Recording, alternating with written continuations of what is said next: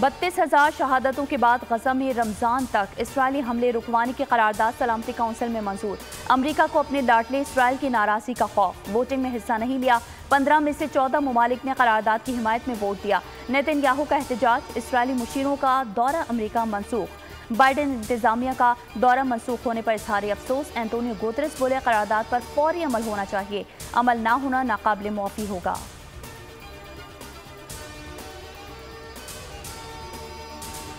Hamas का गजा जंगबंदी करारदाद मंजूर होने का खैर मकदम। तर्जुमान ने कहा, करारदाद फौरी तौर पर कैदियों के 2 तरफा तबादले पर जोर देती है। आलमी बरादरी करारदाद पर अमल के लिए इसराइल को पाबंद करे। देखना यह है कि दुनिया इसराइल पर किस तरह जोर देती है।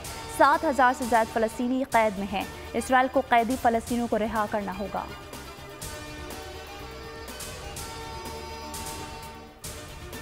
इसराइल की हट धर्मी बरकरार। सेहोनी वजीर दिफा बोले, हमास के खिलाफ कार्रवाई होगी। अमेरिका को भी बता देंगे, ऑपरेशन वहां कार्रवाई करेंगे जहां अभी तक नहीं किया। नेतन्याहू फलस्तीनियों की नस्लकुशी के लिए मजीद फौजी की भर्ती के ख्वाहा। मुतनाज़ बिल पेश करने के लिए पड़ तोड़ने लगा।